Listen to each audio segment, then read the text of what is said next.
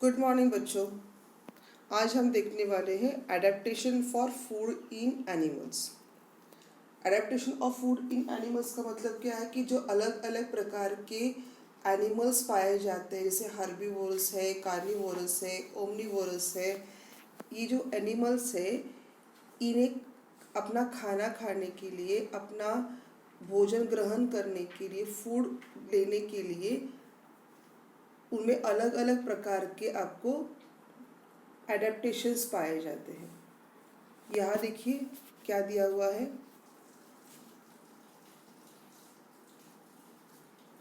Watch the programmes on channel like National Geographic, wild, Discovery etcetera to learn about the feeding habit of animals like frogs, snakes, birds, mosquitoes and butterflies. क्या दिया है देखो, आपको उन्होंने काम दिया हुआ है कि आपने नेशनल जोग्राफिक चैनल या डिस्कवरी चैनल पे जाना है। सबके पास टीवी है, आपने इन चैनल्स को खोलना है और उसमें आपने देखना है कि अलग अलग प्रकार के जो प्राणी हैं उनके खान पान का तरीका कैसे है, किस प्रकार से वो अपना फूड लेते हैं, किस प्रकार से वो फीड करते हैं, उनके जो फीडिंग हैबिट्स है, उन फीडिंग हैबिट्स को आपको ऑब्जर्व करना है। बहुत सारे प्राणी होते हैं, हर प्राणी अलग अलग तरीके से अपना अपना भोजन, अपना अपना जो खाना है वो खाता है। जैसे कि देखिए यहाँ पर दिखाया गया है आपको, स्नेक जो है वो फ्रॉग को खा रहा है और किस प्रकार से खा रहा है देखिए। वो पूरी तरह से पूरा का पूरा फ्रॉग निगल जाता है, पूरे के पूरे पूरा फ्रॉग जो है उसे वो पूरा का पूरा जो फ्रॉग है उसको वो सॉलो कर जाता है, यानी कि निगल जाता है। उसके बाद आप देखोगे कि यहाँ पे बटरफ्लाई दिखाया गया है। बटरफ्लाई भी क्या करता है, बटरफ्लाई अपने छोटे से पॉइंटेड नीडल जैसे मुंह से जो फ्लावर्स होते हैं उन फ्लावर्स में से जूस निकाल लेता है। इस प्रकार से अलग अलग प्रकार के जो, अब यहाँ पे देखो, यहाँ पे इधर एक इन्होंने इधर एक बर्ड दिखाया है। ये बर्ड भी क्या करता है, अपने बिक से अपना खाना खा लेता है। बर्ड्स कीड़े खाते हैं, फिश खाते हैं, है ना। तो इस प्रकार से वो अपना खाना जो है वो अपने बिक की सहायता से, बिक की मदद से खा जाते हैं। तो अलग अलग प्रकार के जो एनिमल्स होते हैं उनको अपना जो फूड है, फूड को लेने के लिए, फूड को खाने के लिए उनकी अलग अलग आदतें होती हैं। कुछ यहाँ पे हम एनिमल्स देखेंगे। देखिए यहाँ पे कुछ एनिमल्स मैं आपको दिखा रही हूँ। मैंने यहाँ दिखाया आपको adaptation for food in animals. जैसे मैंने बताया तो बर्ड्स जो है, वो बर्ड्स अपने लंबे से बीक की वजह से, कुछ बर्ड्स के बीक्स लंबे होते हैं, कुछ बर्ड्स के बीक बहुत छोटे होते हैं। अलग अलग टाइप के बीक्स होते हैं उनके, बीक्स होते हैं उनके। तो वो अपने अपने बीक्स के ज़रिए क्या करते हैं, अपना जो भी खाना है वो अपने बीक से उठाते हैं। तो उनके बीक का जो यूज़ है वो उनको उनका खाना उठाकर खाने के लिए होता है।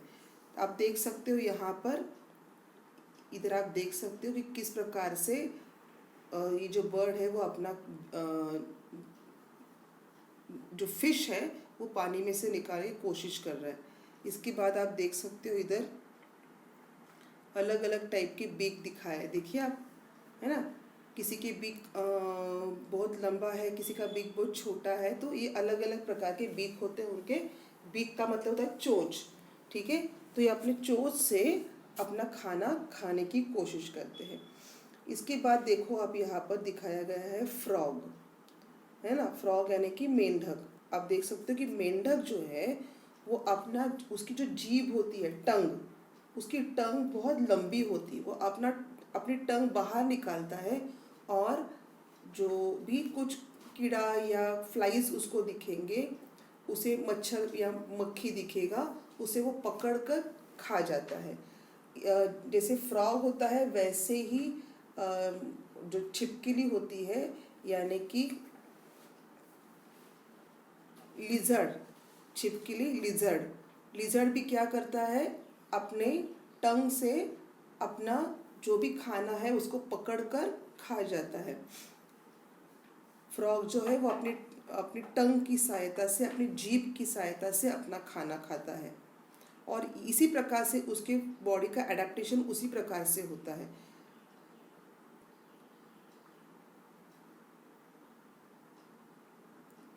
इसके बाद आप देखोगे कि मॉस्किटोज, एंड्स, हनी बीज, मॉस्किटो, एंड और हनी बीज, है ना। मॉस्किटो आपको पता है मच्छर, एंड यानी कि चींटी, हनी बीज यानी कि जो मधुमक्खी होती है वो, ये क्या करते हैं, मॉस्किटोज और एंड्स आपने देखा होगा कि वो काटते हैं और खून पी जाते हैं। हनी बीज क्या करती है, हनी बीज फूलों पर बैठकर उसमें से अपना जूस निकाल के लेती है, जो शहद होता है उसे निकालती है हनी बीज। ठीक है, उसके लिए उनके बॉडी में, अब उनके पास तो मुंह नहीं होता, हाथ नहीं होते, तो वो क्या करते हैं, वो अपने नीडल के जैसे माउथ पार्ट, उनका माउथ पार्ट कैसे होता है, नीडल के जैसे होता है। उनका माउथ पार्ट कैसे होता है, नीडल के जैसे होता है। आप देख सकते हो यहाँ पर, ये देखिए नीडल के जैसे इसका माउथ पार्ट है। तो इस माउथ पार्ट के ज़रिए, नीडल लाइक माउथ पार्ट के ज़रिए वो क्या करता है, अपना खाना सक कर लेते हैं। सक करना मतलब पी जाना। ये देखो आप देख सकते हो कि मॉस्किटोज की, देखिए यहाँ पर मैं दिखाया आपको कार्टून में जैसे, ये देखिए इसका नीडल के जैसा ये मुंह होता है। यहाँ भी देखो आप, हनी बी को भी आप देखोगे, यहाँ पे निडल के जैसा इसका, निडल यानी कि सुई, सुई के जैसा, स्ट्रॉ के जैसा इनका मुंह होता है, और ये अपने खाने पे बैठ के या फूलों पे बैठकर, या इनको अगर किसी बॉडी पे बैठकर उसका खून चूसना हो तो ये अपने इस मुंह का उपयोग करते हैं। बुक में यहाँ देखिए, बुक में यहाँ पे आपको एक टेबल दिया गया है, वो टेबल मैंने आपको यहाँ पे भर के दिखाया है। आप देख सकते हैं कि एडेप्टेशन, टेबल्स में थ्री कॉलम्स है, एडेप्टेशन, एनिमल्स और यूज ऑफ एडेप्टेशन। तो सबसे पहला है शार्प टीथ। शार्प टीथ मतलब स्ट्रॉन्ग और बहुत ही नुकीले ऐसे दांत। किसके होते हैं ऐसे शार्प टीथ, लायन, टाइगर, इनके, बियर, इनके शार्प टीथ होते हैं। और इसका उपयोग क्या होता है, two tier the flash. Tier the flash मतलब जो खाना है उसको फाड़ के खाने के लिए उपयोग होता है। देखिए मैं यहाँ पर पकड़ती हूँ, इसका आपको समझ में आएगा। हम पहले वाले की बात कर रहे हैं। शार्प टीथ किसके होते हैं, लायन और टाइगर्स के होते हैं। जो कार्निवोरस एनिमल्स होते हैं उनके शार्प टीथ होते हैं। ये हमने पहले एडेप्टेशन में देखा हुआ है। क्यों होता है इनके शार्प टीथ, ताकि वो अपना जो भी खाना है उसको फाड़ कर खा सके। दूसरा है लॉन्ग एंड पॉइंटेड बिक। अब लॉन्ग और पॉइंटेड बिक किसके होते हैं, लॉन्ग और पॉइंटेड बिक जो है वो हमेशा जो बर्ड्स होते हैं उनके होते हैं। अब ये जो बर्ड्स होते हैं, जैसे उदाहरण के तौर पर किंगफिशर ले लो, तो ये बर्ड्स क्या करते हैं, अपने लॉन्ग बीक का उपयोग करके, लॉन्ग और पॉइंटेड बीक का उपयोग करके नदी या तालाबों में से फिश पकड़ते हैं और खा जाते हैं। उसके बाद शॉर्ट बिक, छोटा जो चोंच होती है वो, जैसे छोटी चोंच वाले अगर आपने देखे तो कौवे हैं, या आपने देखा होगा कौवा है या कबूतर है, ईगल है, इनके शॉर्ट बिक्स होते हैं। तो ये शॉर्ट बिक क्या करते हैं, ये भी इनका जो खाना है, जैसे जो कौवा है या कबूतर है, ये जो है अपना खाना खाने के लिए, फाड़ कर खाने के लिए, ईगल है, ये अपना खाना फाड़ कर खाने के लिए इनको ये छोटा वाला बीक होता है। अगर लंबा वाला बीक होगा तो वो खाना फाड़ कर नहीं खाएंगे, उनको उठाकर निगलना पड़ेगा। जैसे कि हमने ऊपर देखा, जो फिश खाने वाले या कीड़े खाने वाले जो ये होते हैं, बर्ड्स होते हैं, उनके लंबे लंबे बिक होते हैं क्योंकि उनको फिश उठाकर खानी होती है। पर यहाँ पर अगर आपने देखा तो ईगल जैसे जो बर्ड्स हैं उनके बिक शॉर्ट होते हैं क्योंकि उनको अपना खाना पकड़ के फाड़ कर नोच कर खाना होता है। उसके बाद हमने देखा चौथा पॉइंट है लॉन्ग एंड स्टिकी टंग। तो स्टिकी टंग मैंने आपको बताया कि फ्रॉग का होता है, उसके बाद जो लिजर्ड है उसका होता है। तो ये क्या करते हैं, अपने इंसेक्ट को पकड़कर खाने के लिए काम में आता है। उसके बाद लॉन्ग नेक, पांचवा है लॉन्ग नेक। अब लॉन्ग नेक किसकी होती है, तो जिराफ की होती है। जिराफ की नेक लॉन्ग की होती है ताकि वो जो ऊपर रखे हुए जो लंबे लंबे ऊंचे ऊंचे जो पेड़ होते हैं उनके पत्ते आराम से खा सके, इसलिए उनकी जो नेक होती है वो लॉन्ग होती है। याद रखो हमेशा, एडेप्टेशन जो है पार्ट हमने पढ़ा यहाँ पर, उसमें जो है मैं आपको एक बात बता दूँ कि जो एनिमल्स होते हैं उनमें आपको जो ये वैरायटीज़ और ये जो आपको उनमें जो विविधता दिखाई दे रही है उसका कारण सिर्फ एक ही है कि अपने खान पान के तरीके को लेकर इनके शरीर में अलग अलग प्रकार के बदलाव आए हैं। जिस पद्धति का खान पान इनको मिलने वाला है उस पद्धति से जहाँ पर ये रहते हैं या पाए जाते हैं उस पद्धति से इन्होंने अपने शरीर में बदलाव करके लिए है। और ये बदलाव कुछ एक दिन में नहीं हुआ है, धीरे धीरे धीरे धीरे ये बदलाव हुए हैं, सालों लग गए ये बदलाव होने के लिए। जैसे मैंने आपको भी बताया कि जिराफ की जो लंबी गर्दन होती है, शायद ऐसा होता होगा कि जिराफ जैसा प्राणी की पहले गर्दन लंबी नहीं होती होगी, छोटी होती होगी, पर वो जहाँ पर रहता था या जहाँ पर वो ये जिराफ पाए जाते हैं शायद वहाँ के जो पेड़ पौधे हैं वो बहुत लंबे लंबे होंगे और अपने पत्ते खाने के लिए जिराफ को अपनी लंबी गर्दन जो है वो लंबी खींचनी पड़ी होगी। और धीरे धीरे ऐसे ही लंबी लंबी गर्दन खींचते खींचते इसकी गर्दन जो है वो अपने आप ही लंबी हो गई होगी और इसलिए जिराफ की गर्दन लंबी होती है। जैसे मैंने आपको पहले दिन बताया था कि पहले जो है वो इंसान बंदर हुआ करता था, लेकिन वो 4 पैर पर अपने पूंछ के साथ यहाँ एक पेड़ से दूसरे पेड़ पर खाना खाने के लिए दौड़ता था। पर जैसे ही उसको मालूम पड़ा कि पेड़ पर हमें ज़्यादा खाना नहीं मिल रहा, का खाना ज़मीन पर भी मिल सकता है या मैं खाना उगा सकता हूँ, तो उसने धीरे धीरे अपने आप में बदलाव कर लिया। और जैसे जैसे उसका खाना जो है वो पेड़ पर से कम हो गया, उसने खुद खाना बनाना शुरू कर दिया, तो वो अपने धीरे धीरे 2 पैरों पर खड़े होने लग गया। और जैसे ही वो धीरे धीरे 2 पैरों पर खड़े होने लग गया उसके शरीर में बदलाव आया और उसका शरीर सीधा हो गया और अब वो 4 पैरों की जगह 2 पैरों पे चलने लग गया। और जो पूंछ थी, अब उस पूंछ का उसे कोई उपयोग नहीं था, इसलिए वो पूंछ धीरे धीरे निकल गई। तो अब जो इंसान आपको दिखाई देता है वो इंसान पहले वाले बंदर वाले इंसान के से बहुत ही अलग दिखता है, क्योंकि अब उसके शरीर में बदलाव आ गया है, एडाप्टेशन की वजह से बदलाव आ गया है। तो ऐसे ही अलग अलग जो भी एनिमल्स या बर्ड्स या इंसेक्ट्स आप देखते हो, इनके खान पान के तरीके से, इनके जो हैबिटेट्स है फूड के, उससे उनके बॉडी में ये इस प्रकार से अलग अलग एडेप्टेशंस और वैरायटीज़ आपको दिखाई देती है।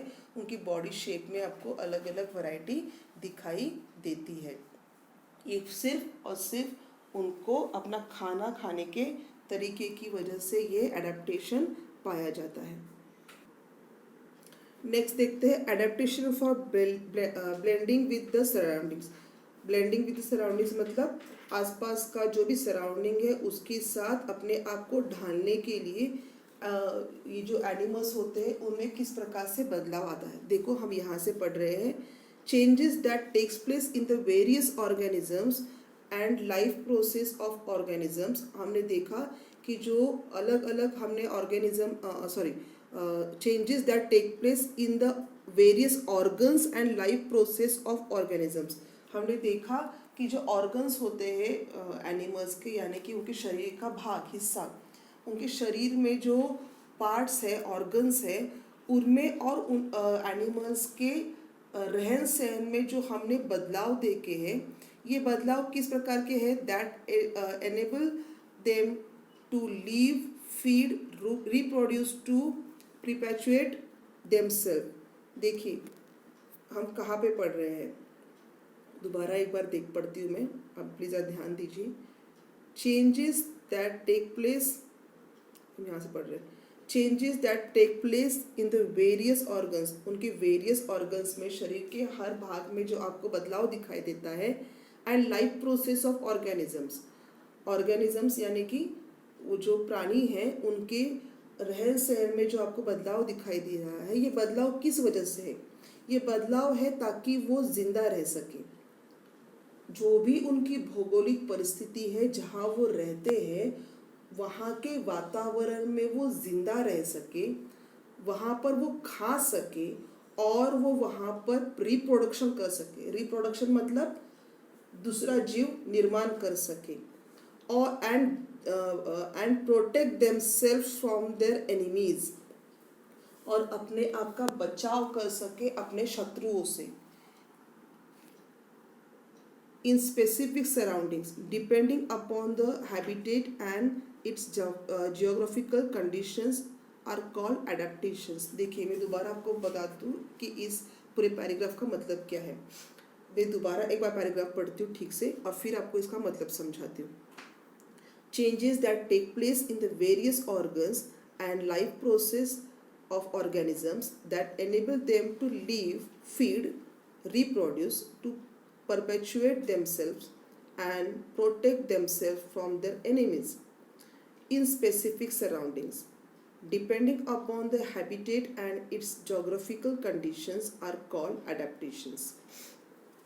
जो भी एनिमल्स पाए जाते हैं, ये एनिमल्स अपने आप में अपने ऑर्गन्स में, ऑर्गन्स मतलब मैंने बताया ना आपको, शरीर के भाग, अपने शरीर के भागों में बदलाव करते हैं। जैसे मैंने आपको बताया कि जिराफ या मानव जो पहले बंदर हुआ करते थे वो, और बहुत सारे, जैसे कि अगर मैंने आपको बोला कि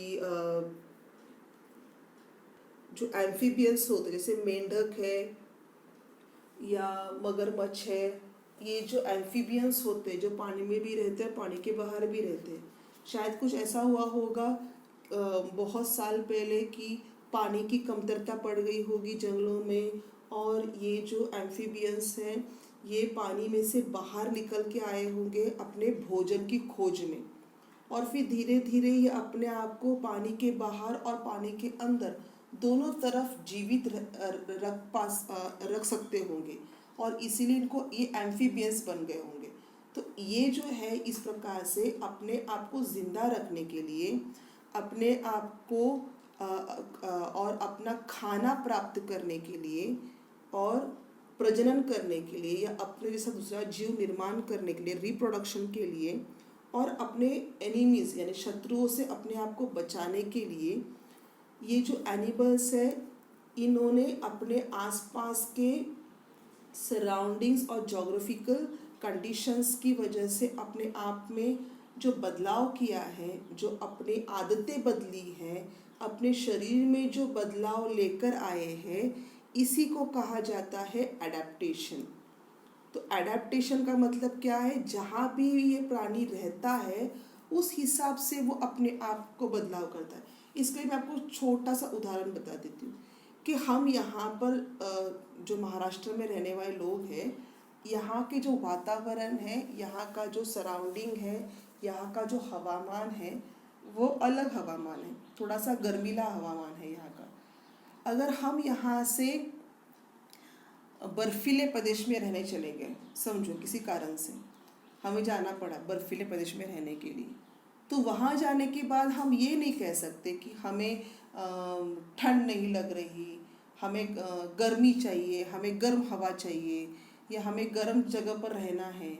वहाँ पर बर्फ़ गिरती है, तो आप अगर वहाँ पर जा रहे हो तो आपको धीरे धीरे तकलीफ़ तो शुरुआत में होगी, लेकिन धीरे धीरे आपको वहाँ के वातावरण के साथ, वहाँ के एटमॉस्फेयर के साथ अपने आप को बदलना पड़ेगा। यानी कि वहाँ जाकर आपको अपने खान पान में, अपने खाने के तरीके में, अपने रहन सहन के तरीके में, अपने पहनने ओढ़ने के तरीके में बदलाव करना पड़ेगा। अब आप वैसे नहीं रहोगे जैसे कि आप यहाँ महाराष्ट्र में रहते हो। यानी कि ये क्या हो गया, आपने अपने आप में कुछ एडेप्टेशंस कर लिए, आपने अपने आप में कुछ बदलाव कर लिया ताकि आप वहाँ के ठंडी में, बर्फ में रह सको। इसे कहा जाता है एडेप्टेशन। अब ये तो टेम्पररी एडेप्टेशन हो गया, थोड़े दिनों के लिए एडेप्टेशन हो गया। लेकिन जो एनिमल्स होते हैं वो, या जो एनिमल्स है या प्लांट्स है, इनमें जो एडेप्टेशन आप देख रहे हो सराउंडिंग के अनुसार, सराउंडिंग के ज़रिए, या सराउंडिंग में जो एटमॉस्फेयर या सराउंडिंग या जोग्राफिकल कंडीशन की वजह से ये एडेप्टेशन जो है वो बहुत ही लॉन्ग प्रोसेस है, लेंदी प्रोसेस है। ये 1 या 2 दिन में होती नहीं है, ये बहुत साल लग जाते हैं उसको। देखिए यहाँ पर always remember, adaptation is not a sudden process. Adaptation 1 दिन में होने वाली प्रोसेस नहीं है। हम इसे यहाँ पे पढ़ रहे हैं, ये जो आपको ग्रीन कलर का दिख रहा है ना, हम वहाँ पढ़ रहे हैं। Adaptation is not a sudden process, it is gradual and continuous. ये हमेशा होने वाली, सतत होने वाली प्रक्रिया है, थोड़ी थोड़ी करके होती है और हमेशा होती रहती है। Difference in the structure and appearance of present day animal and animals of thousands of years ago are the adaptations that occur according to the prevailing conditions. मैंने आपको बताया ना कि आज जो आपको एनिमल्स दिख रहे हैं वो, और हज़ारों साल पहले वाले जो एनिमल्स थे वो, उनमें आपको बहुत ज़्यादा बदलाव दिखाई देंगे, क्योंकि धीरे धीरे जो वातावरण में बदलाव होते रहे, जोग्राफिकल कंडीशंस में बदलाव होते रहे, उसकी वजह से ये एनिमल्स ने अपने बॉडी में, अपने हैबिटेट्स में,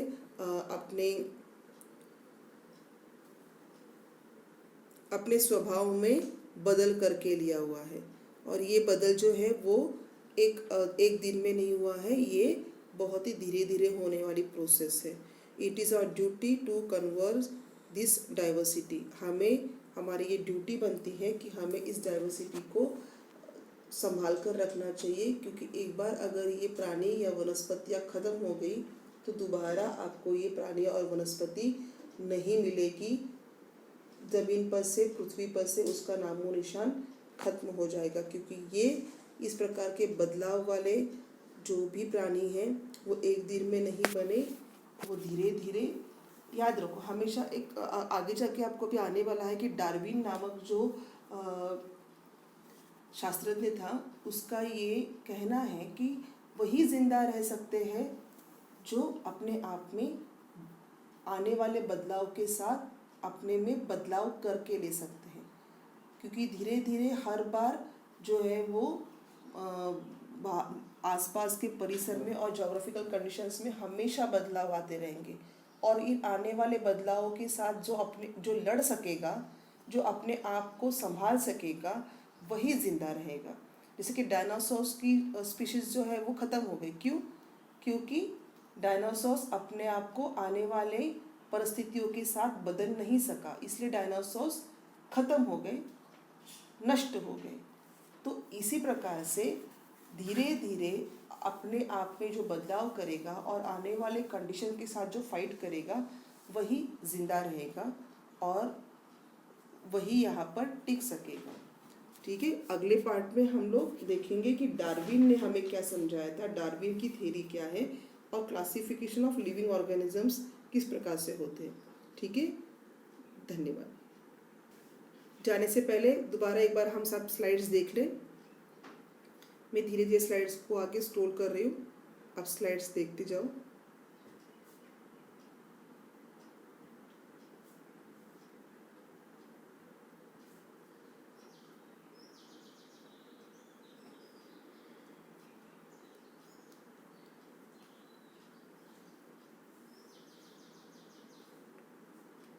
इसे अपने लिख के रहना है अपने कॉपी में।